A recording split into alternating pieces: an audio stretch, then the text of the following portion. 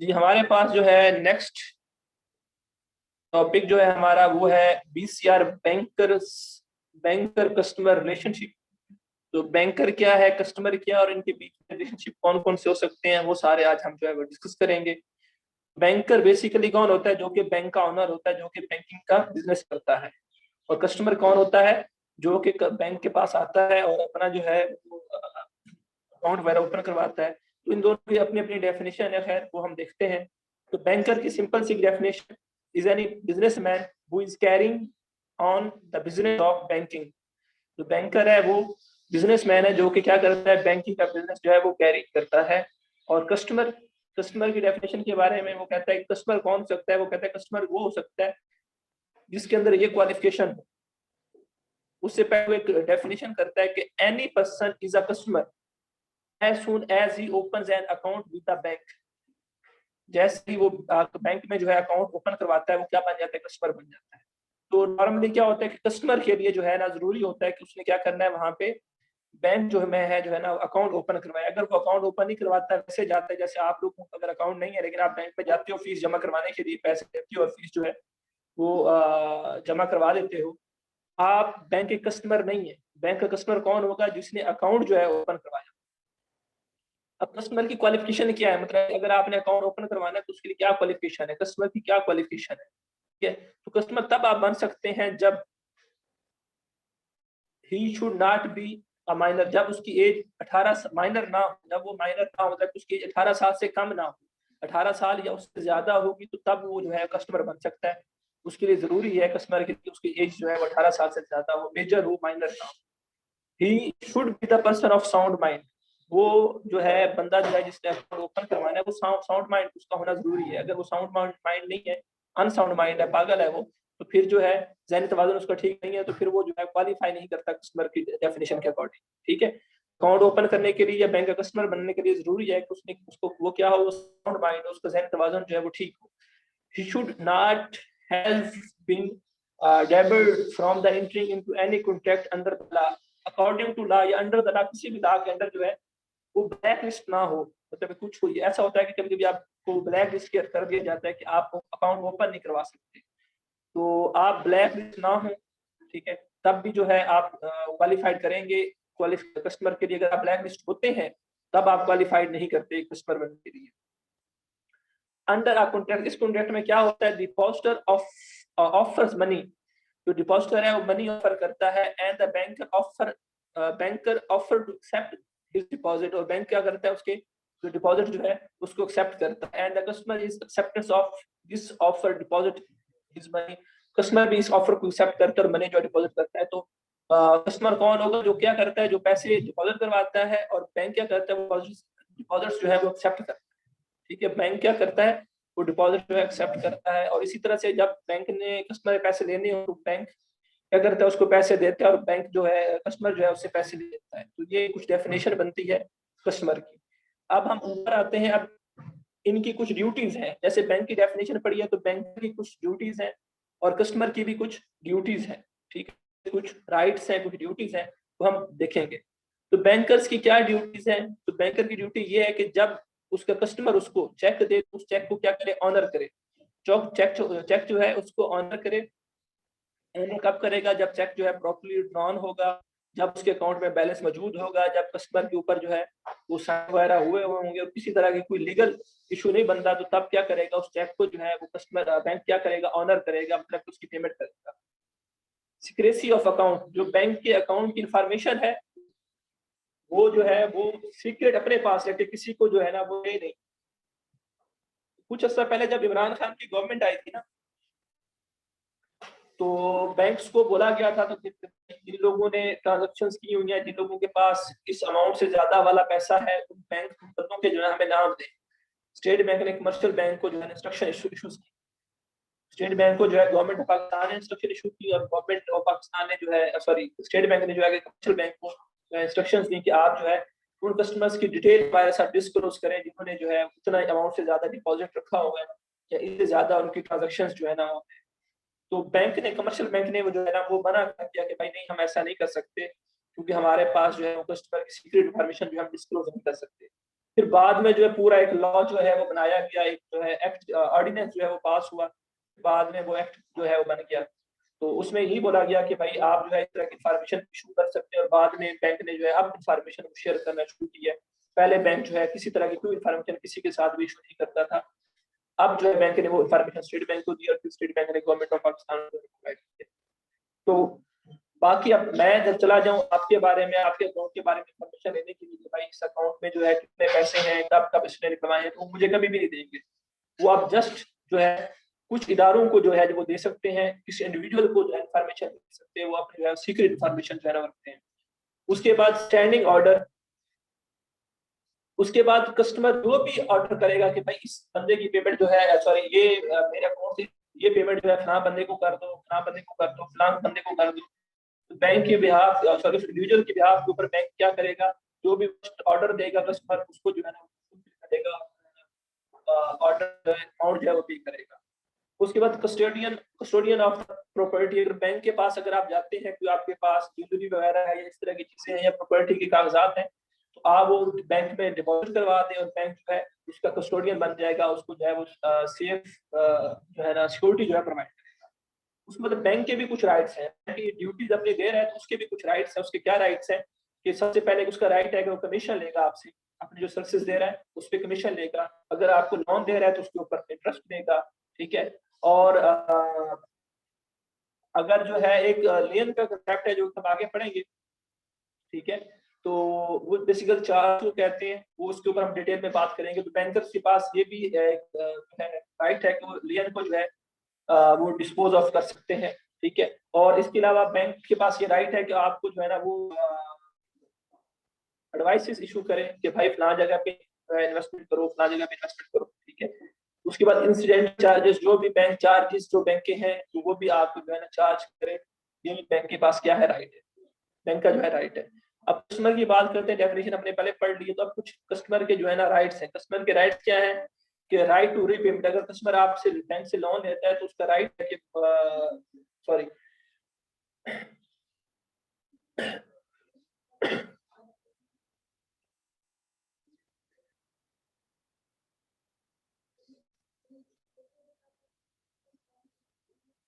Ji, right to repayment. Bank, जब आप bank में डिपॉजिट करवाते हैं तो कस्टमर के पास राइट है कि उसको जो है ना आप वो अमाउंट वापस कर देंगे। और इसी तरह से अगर आप जो है बैंक को कस्टमर को लोन देते हैं तो बैंक के पास राइट है कि वो जो है वो अमाउंट जो है वो उसको बैंक को ना आपने रीपे करनी है। इसके बाद जो है राइट टू ड्रॉ चेक।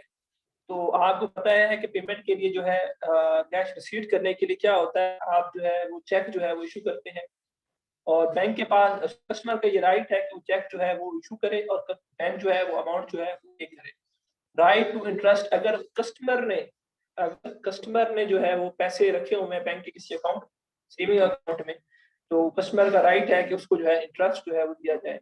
लेकिन इसके साथ साथ कस्टमर की कुछ ड्यूटीज भी हैं। कस्टमर की ड्यूटी है कि अगर किसी तरह की कोई वाली चीज है, फॉर्जरीज कुछ चीज आइटम है इस तरह की, चेक में कुछ डिस्कवर करता है, नोट्स में डिस्कवर करता है, तो वो कस्टमर के साथ डिस्क्लोज करे, ठीक है। बाकी कुछ छोटी बहुत उसने थोड़ी बहुत लिखी हुई है, ये कुछ सारी जो है ना ड्यूटीज है कस्टमर की। अब रिलेशनशिप की बात करें तो बैंक और कस्टमर के दरमियान कौन कौन सा रिलेशनशिप हो सकता है। एक तो रिलेशनशिप हो सकता है डेटर एंड क्रेडिटर का। जनरल रिलेशनशिप में क्या है, डेटर एंड क्रेडिटर। बैंक अगर आपको जो है उधार दे रहा है तो आप बैंक के लिए क्या है, डेटर है, और आप भी बैंक क्या है, क्रेडिटर है, ठीक है। तो एक डेटर एंड क्रेडिटर का जो है ना रिलेशनशिप हो सकता है कस्टमर के दरमियान और बैंक के दरमियान। और फिर कुछ स्पेशल वो कहता है कि रिलेशनशिप्स भी हैं। एक प्रिंसिपल है और एक एजेंट है। बैंक कभी कभी आपके बिहाफ के ऊपर जो है, आपके इंस्ट्रक्शंस के ऊपर जो है वो क्या कहते हैं फैसिलिटीज आपको दे रहा होता है। किस तरह की फैसिलिटीज दे रहा होता है, सपोज आप जो है आपके बिहाफ पे वो पैसे, जब से यूनिवर्सिटी ऑफ सरगोदा का अकाउंट है, तो यूनिवर्सिटी ऑफ सरगोदा के बिहाफ पे बैंक क्या कर रहा है, वो जो है पैसे जो है फीसेस जो है रिसीव कर रहा है। तो उसमें क्या है, बैंक क्या है, एजेंट है, और प्रिंसिपल क्या है, यूनिवर्सिटी ऑफ सरगोदा है। तो बैंक इस तरह के जो है रिलेशनशिप भी है। इसी तरह से वापडा के जो बिल्स आते हैं, तो बैंक क्या करता है, वापडा के बिहाफ पे बिल्स रिसीव करता है, बिल जो एक्सेप्ट करता है, रिसीव करता है। अब इसमें क्या है, बैंक क्या है, एजेंट है, और प्रिंसिपल कौन है, वापडा है। इस तरह के जो रिलेशनशिप्स भी जो है वो होते हैं बैंकर और कस्टमर के बीच में। एक होता है पानर और एक होता है पानी। पानर और पानी क्या होता है बेटा, जब आप चीजें प्लेज करवाते हैं, जब जमीन आप प्लेज करवाते हो लोन लेने के लिए, ठीक है, तो कस्टमर क्या होता है, पानर होता है। कस्टमर क्या क्या होता है, पानर होता है। उसको इस सिचुएशन में कस्टमर का जो बैंक के साथ रिलेशनशिप होता है वो किसका होता है, पानर का होता है। और बैंक का जो कस्टमर के साथ रिलेशनशिप होता है वो किसका होता है, पानी का होता है। ठीक है। इसी तरह से बेलर और बेली, जब आप भी अपनी सेफ सिक्योरिटी के लिए कोई वैल्यूएबल चीज जो है बैंक के पास रखवाते हैं, ठीक है, सिक्योरिटी पर्पस के लिए आप क्या करते हो, वैल्यूएबल चीज जो है वो बैंक के पास जो है वो रखवाते हो, ठीक है। कस्टमर जो है वो बेलर होता है और उस वक्त बैंक जो है वो क्या होता है, बेली होता है। कस्टमर जो है वो बेलर होता है और बैंक जो है वो बेली होता है। और इसी तरह से आगे मॉर्गेज और मॉर्गेज, जब लोन लेने के लिए आप एक जमीन प्लेज कर, एक चीज होती है प्लेज करवाना और एक होता है मॉर्गेज। ये दोनों में डिफरेंस क्या है हम आगे जाके पढ़ेंगे।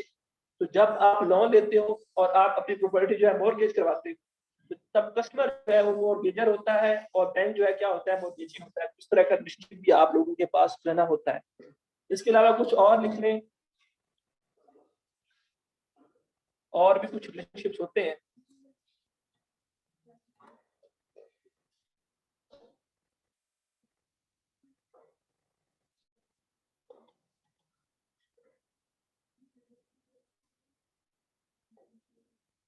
एक होता है हायरर एंड ऑनर।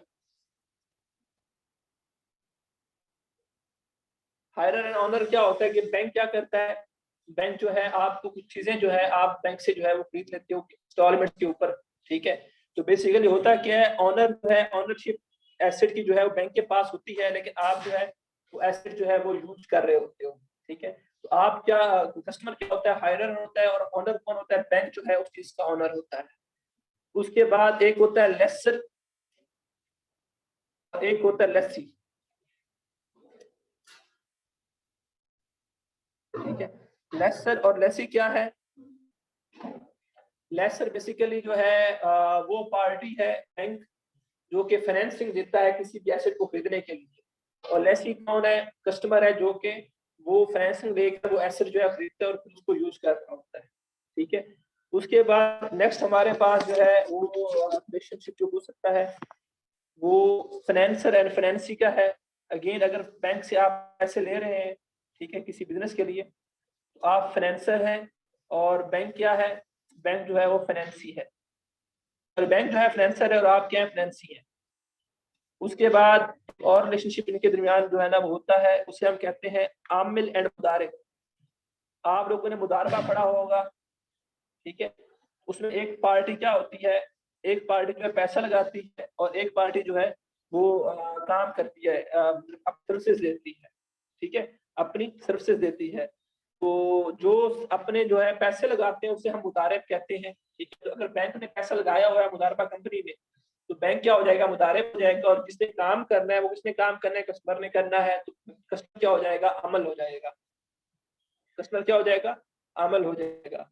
उसके बाद नेक्स्ट हमारे पास एक और भी रिलेशनशिप होता है, बल्कि परचेजर एंड सेलर का भी एक रिलेशनशिप होता है कि बैंक जो है कभी कभी चीजें जो है परचेज करके कस्टमर को देता है, ठीक है। तो परचेजर कौन होगा, ठीक है। परचेजर जो है वो क्या कहते हैं, कस्टमर होगा जो कि चीजें परचेज कर रहा होगा, और बैंक क्या कर रहा होगा, उसको जो है चीजें सेल कर रहा होगा, तो बैंक क्या बन जाएगा, सेलर बन जाएगा।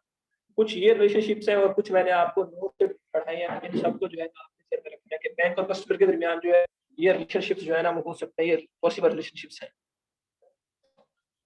अच्छा, अब बात अगेन दोबारा वही शुरू हो गई है, ये सारी चीजें अगेन वही आ गई हैं कि भाई बैंक कब कस्टमर के चेक को जो है ना रिफ्यूज कर सकता है पेमेंट के लिए, वो हमने पहले पढ़ा हुआ है, कल पढ़ा था, ठीक है। तो अगर क्रॉस चेक होता है, अगर उसका बैलेंस जो है उसके पास नहीं होता, उसके अकाउंट में चेक जो है वो मार्क किया होता है, ठीक है। और अगर जो है पेमेंट जो है उसकी डेट नहीं है, सिग्नेचर ठीक नहीं है, कस्टमर की डेथ हो गई है, ठीक है, तो इस तरह का कैंसल चेक है, आउटडेटेड चेक है, ठीक है, वर्ड्स और फिगर्स में डिफरेंसेस है, ब्रांच जो है वो रेलिवेंट नहीं है, वैसे ही खत्म हो चुका है पॉइंट, चेक जो है लॉस्ट है या स्टोलन है, ठीक है।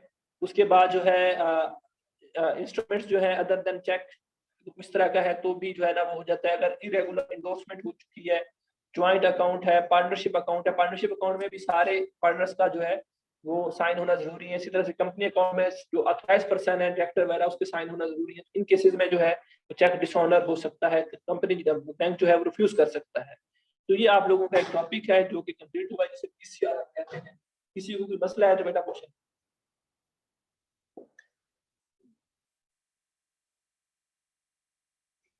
सॉरी बच्चे, sorry sorry sorry, screen share नहीं की थी।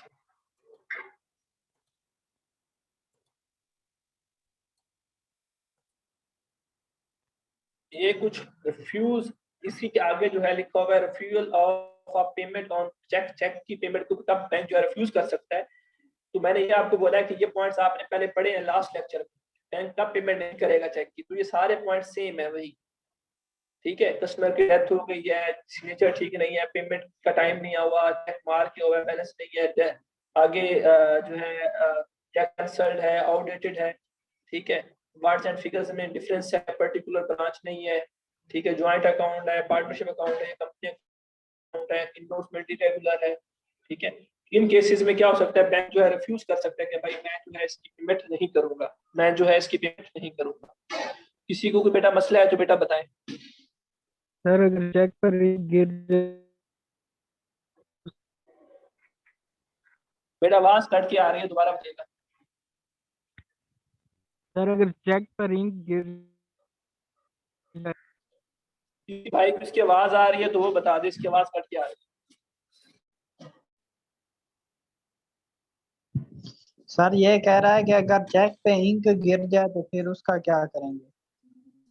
मुझे तो है। यही चेक समझ आई। वो देखेगा कि किस तक इंक गिरी हुई है, क्या उससे जो है रेलिवेंट इंफॉर्मेशन जो है वो डिस्टर्ब तो नहीं हो रही, खराब तो नहीं हो रही, तो तब उसकी अकॉर्डिंग जो है ना वो डिसीजन लेगा। अगर ज्यादा इंक गिरी हुई है, उसमें अमाउंट्स में फर्क पड़ रहा है, या सिग्नेचर के ऊपर फर्क पड़ रहा है, ठीक है, या जो है जो चेक है उसकी डेट के ऊपर फर्क पड़ रहा है, तो आप डेट के ऊपर गिरा के आ जाते हो, चेक जो है वो पोस्ट डेटेड है, इस सिचुएशन बैंक जो है कभी भी नहीं करेगा, उससे एज अ म्यूटिलेटेड चेक जो है वो कंसीडर करेगा।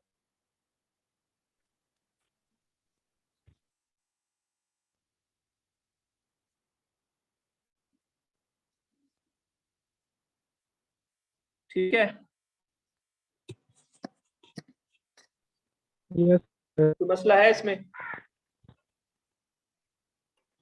नो, जी, अभी लास्ट टॉपिक की तरफ जाते हैं, जिसका नाम है हमारे पास ई बैंकिंग, इलेक्ट्रॉनिक बैंकिंग। ठीक है, ई बैंकिंग, इलेक्ट्रॉनिक बैंकिंग। ठीक है, तो इलेक्ट्रॉनिक बैंकिंग बेसिकली होता क्या है, होती यह है कि आपने आईटी की जो है ना इंफॉर्मेशन टेक्नोलॉजी है उसको यूज करना है, उसको आपने यूज करना है। ये भी आपकी बुक में जो है सारी चीजें अवेलेबल नहीं होंगी, तो कोशिश करें कि साथ साथ इसको लिख लीजिएगा। आईटी बेसिकली क्या है कि आपने जो है वो इंफॉर्मेशन, सॉरी, ई बैंकिंग क्या है कि आपने आईटी को यूज करना है अपने बैंकिंग पर्पज के लिए। वो बैंकिंग पर्पज कौन कौन से हो सकते हैं, उसमें कभी आप जो है कस्टमर के साथ जो है रिलेशनशिप बनाने के लिए, उसके साथ कम्युनिकेशन करने के लिए भी आप जो है वो इलेक्ट्रॉनिक मीडिया का जो है ना, सॉरी, इंटरनेट का जो है ना वो यूज करते हैं। इसके अलावा आप बिजनेस के अंदर, अब सपोज पहले सारा काम एंट्रीज करनी होती थी, आप जो है बाई हैंड करते थे, उसकी जो है ना बड़े बड़े रजिस्टर होते थे वो आपने मेंटेन करने होते थे, लेकिन अब आप क्या करते हो, आप इलेक्ट्रॉनिकली चीजें अपडेट हो चुकी हैं, सॉफ्टवेयर आ चुके हैं डिफरेंट, तो आप जो है सॉफ्टवेयर के थ्रू जो है ना वो सारे ट्रांजेक्शन जो है वो रिकॉर्ड कर रहे होते हैं। इस वक्त बैंक में ना एक सॉफ्टवेयर है जिसका नाम है T24। पाकिस्तान में ये T24 सारे बैंक जो है ना वो यूज कर रहे हैं T24। ये T24 दो है, एक का नाम है T24 बैंकिंग और एक का नाम है T24 करेंसी। तो ये दो सॉफ्टवेयर जो है वो बैंक जो है वो यूज कर रहा है, T24 बैंकिंग, और एक सॉफ्टवेयर का नाम है T24 करेंसी। ठीक है, तो ये दो सॉफ्टवेयर जो है ये बैंक यूज कर रहे हैं, हर बैंक ऑलमोस्ट यूज कर रहा है ये दो सॉफ्टवेयर। नेशनल बैंक का कुछ इशू है, वो अभी तक जो है वो सही तरीके से आए नहीं है इसके ऊपर। बाकी सारे बैंक जो है T24 जो है सॉफ्टवेयर यूज कर रहे हैं। इससे क्या होता है, इसमें वो जो है जितनी भी उनकी ट्रांजेक्शन हो रही है उसका सबका जो है रिकॉर्ड होता है और सबको जो है वो मेंटेन रखते हैं अपने पास। ठीक है, अच्छा, अब एक कम्युनिकेशन के लिए यूज कर सकते हैं, अपने बिजनेस के लिए कर सकते हैं, बाकी कस्टमर को सर्विसेज देने के लिए जो है ना वो भी जो है आप जो है वो ई बैंकिंग की तरफ जाते हैं, बैंक जो है ई बैंक की तरफ जाते हैं। ठीक है, तो अब बैंक की प्रोडक्ट कौन कौन सी है जो कि इस तरह से हैं, जो कि इलेक्ट्रॉनिकली जो है ना वो हैंडल हो रही है। एक आपके पास ऑनलाइन बैंकिंग है। पहले किसी दौर में क्या होता था बेटा, पहले ऐसे होता था कि अगर आपका चेक एक ब्रांच का है ना, आप किसी और ब्रांच के हैं, तो आपका चेक जो है वो उसकी जो है ना कैश नहीं किया जाता था, क्योंकि दूसरी ब्रांच के पास उस चीज का रिकॉर्ड ही नहीं होता था आपके अकाउंट के रेलिवेंट। ठीक है, फिर उसके बाद क्या हुआ, ब्रांचेस जितनी भी हैं वो सारी ऑनलाइन हो गई, मतलब एक दूसरे के साथ कनेक्ट हो गए, फिर पता चल जाता था कि भाई इसका जो है फलां ब्रांच में अकाउंट है और उसमें इतने पैसे हैं। ठीक है, तो इस तरह से पता चलने लग गया कि भाई ये जो सारा सिस्टम जो है एक जो है ना फलां अकाउंट में इतने पैसे हैं, ये ट्रांजेक्शन हो चुकी है। एक ऑनलाइन बैंकिंग जो है वो आई, जो कि आईटी की मदद से आई। हमारा जो काम जो है वो आसान हो गया। अदरवाइज अगर आपका अकाउंट बखर में है और आप अगर सरगोदा बैठे तो आप पैसे नहीं निकलवा सकते थे पहले बैंक से, आपको उसके लिए बखर आना पड़ता था, आप चेक देते थे और आपको जो है पैसे मिलते थे। अब आप जो है कहीं पे भी बैठ के, पाकिस्तान में कहीं पे भी बैठ के चेक के थ्रू या बाकी जो भी एटीएम वगैरह जो भी है उसके थ्रू जो है ना पेमेंट जो है वो कर सकते हो, कैश रिसीव कर सकते हो। और एक और चीज है जिसका नाम है ईएफटी। ठीक है, EFT stands for electronic fund transfer. बड़ी बड़ी पेमेंट्स जो है वो मिनटों में बल्कि सेकंड्स में हो जाती है इसके थ्रू। किसी तरह की कोई इन्फॉर्मेशन नहीं चाहिए होती, बस है आपको अकाउंट नंबर और एक कोड की जरूरत होती है और आप जो है वो फंड्स जो है वो ट्रांसफर करते हैं। अब अक्सर जो है वो अक्सर ये चीज दिखाई जाती थी कि अक्सर मूवीज में हम देखते हैं, वैसे आजकल तो नॉर्मली भी देख रहे होते हैं, उसमें क्या होता है कि बड़ी बड़ी अमाउंट बिलियंस में अमाउंट आता है कि अब मोबाइल ऐप ना इसकी एक रिस्ट्रिक्शन है कि आपने 25,000 तक जो है ना फंड ट्रांसफर कर सकते हैं। ईएफटी एक ऐसा सिस्टम है जिसमें आप मिलियंस बिलियंस में जो है ना अमाउंट एक अकाउंट से दूसरे अकाउंट में ट्रांसफर कर सकते हैं। तो आप अक्सर मूवीज में देखते थे कि वो जो है लैपटॉप पे बैठ के, कंप्यूटर पे बैठ के क्या करते थे, वहां पे जो है ना अकाउंट नंबर लिखते थे और पासवर्ड जो लिखते थे और मिलियंस अमाउंट जो है वो ट्रांसफर हो जाती थी दूसरे बंदे को। ठीक है, तो ईएफटी बेसिकली ये नॉर्मल आम लोगों के पास नहीं होती फैसिलिटी, ये फैसिलिटी जो है बैंक्स के पास होती है। तो बैंक्स अपने फंड जो है सर एक जगह से दूसरी आपकी जगह आवाज ट्रांसफर ब्रेक करने हो के रही है लिए सर। बैंक जो है, हाँ ठीक है, बैंक जो है फंड ट्रांसफर करने के लिए एक जगह से दूसरी जगह जो है वो ईएफटी का यूज करते हैं, इलेक्ट्रॉनिक फंड ट्रांसफर। इसमें क्या होता है कि बिलियंस बिलियंस के अमाउंट जो है मिनट सेकंड्स में जो है ना वो ट्रांसफर हो जाती है। ठीक है, इसके अलावा हमारे पास क्रेडिट कार्ड्स हैं। आप एक दफा अमाउंट जमा करवा देते हो और उसके बाद आपने जो सॉरी क्रेडिट कार्ड्स हैं, आपको एक लिमिट दी जाती है किस लिमिट तक आप जो है वो चीजें जो है परचेज कर सकते हैं। तो आप क्रेडिट कार्ड को यूज करके, ठीक है, आप जो है वो चीज जो है वो परचेज कर सकते हो कहीं पे भी जो है, फिर बाद में आपने उसकी पेमेंट करनी होती है। ठीक है, उसके बाद हमारे पास एटीएम है। ठीक है, आप कभी भी अगर अमाउंट की जरूरत है, चाहे जिस बैंक में भी आपका अकाउंट है, जो भी नजदीक आपको जो है वो बैंक लगेगा, आप वहां से जो है वो पैसे जो है वो निकलवा लोगे। एटीएम जो है वो ऑटोमेटेड टेलर मशीन का एब्रिविएशन है। ठीक है, तो इससे इसके थ्रू आप पैसे जो है वो ट्रांसफर भी कर सकते हो, आप टू सम एक्सटेंड एक लिमिट है, और विदड्रॉ भी जो है ना वो करवा सकते हो। इसके बाद इंटरनेट बैंकिंग है। इंटरनेट बैंकिंग में अगेन आप जो है वो इंटरनेट के थ्रू जो है वो अपना अकाउंट नंबर और बाकी जो है अपना वहाँ पे लॉगिन आईडी जो बना लेते हो अपने बैंक अकाउंट का जो है पोर्टल के ऊपर, और वहां से जो है आप जो है वो पैसे जो है वो सेंड कर सकते हो। इसे हम इंटरनेट बैंकिंग कहते हैं। उसके बाद नेक्स्ट हमारे पास जो है वो है mobile banking. Mobile banking basically क्या होता है कि सेल फोन अब आपके पास है, ठीक है, आप जो है मोबाइल के ऊपर ऐप इंस्टॉल कर लेते हो जो भी आपका बैंक होता है, और आप जो है क्या करते हो, इंस्टॉल करने के बाद अपने पेमेंट्स कर लेते हो और बिल्स भी पे कर सकते हो। ठीक है, फंड्स भी ट्रांसफर कर सकते हो। ठीक है, मोबाइल बैंकिंग।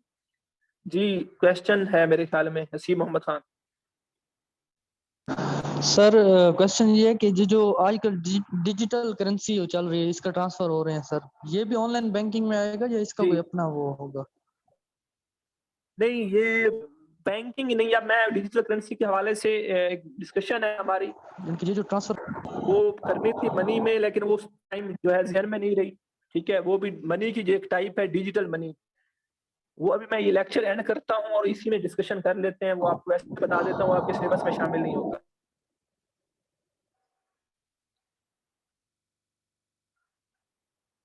ठीक है, नहीं वो इसमें नहीं है, वो जो है उसका एक सेपरेट करेंसी की एक फॉर्म है, लेकिन उसके पीछे बैक एंड पे वर्किंग कुछ और है, वो बाद में देखते हैं उसको। जहां तक किसी कोई मसला है बेटा? सर आपकी आवाज नहीं आ रही सही से। बेटा यहाँ तक किसी को कोई मसला है जो पढ़ाया है? No sir. No sir. ठीक है, ये हमारे पास क्या है, ये हमारे पास ई बैंकिंग में से जो है आपने टॉपिक में से ये सारी चीजें करनी है जो मैंने आपको करवाई है। ये कुछ चीजें आपको बुक से मिल जाएंगी और कुछ चीजें नहीं मिलेंगी, तो जो नहीं मिलेंगी वो लेक्चर में आपको बता दी है। होप सो आपने जो है वो लिख लिया होगा और आपने ये चीजें जो है वो तैयार करनी है। जी एजाज अहमद।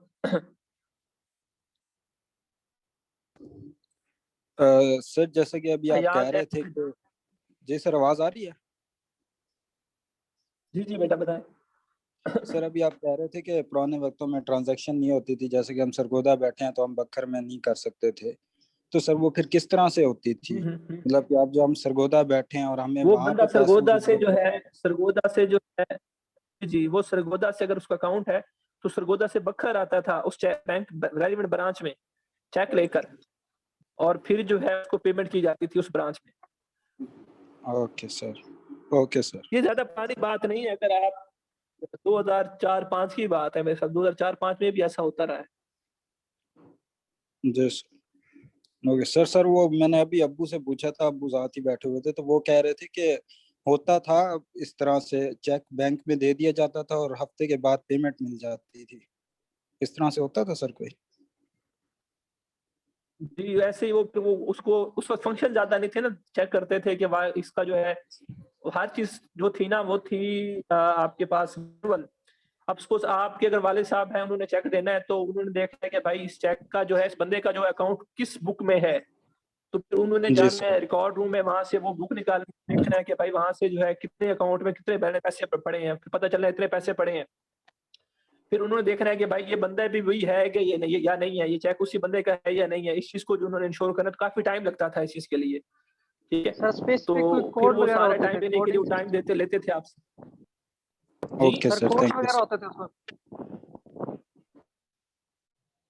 समझ नहीं आई सफदर। सर उस वक्त कहते कोड वगैरह होते थे, मतलब कोई स्पेसिफिक कोडिंग होती थी उस हाँ वक्त कोड ना? वगैरह भी होते थे बुक्स और वगैरह भी काफी सारी चीजें होती तीन थी जगह। वो। हाँ हाँ जी सर। बिल्कुल, वो हर चीज मैनुअल थी तो उसके हिसाब से वो रिकॉर्ड वगैरह मेंटेन रखते थे।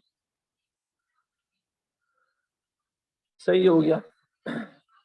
जी याद है मींस मन। हो जाता था, टाइम कंज्यूमिंग था बहुत ज्यादा। जी सर, हो गया क्लियर, वो डाउन नहीं करना। ठीक है, ये टॉपिक है हमारा जो कि ई बैंकिंग के हवाले से। अब हम थोड़ी सी डिस्कशन कर लेते हैं डिजिटल करेंसी के ऊपर। अगर कोई आप से क्लास जो है लीव करना चाहे तो लीव कर सकता है।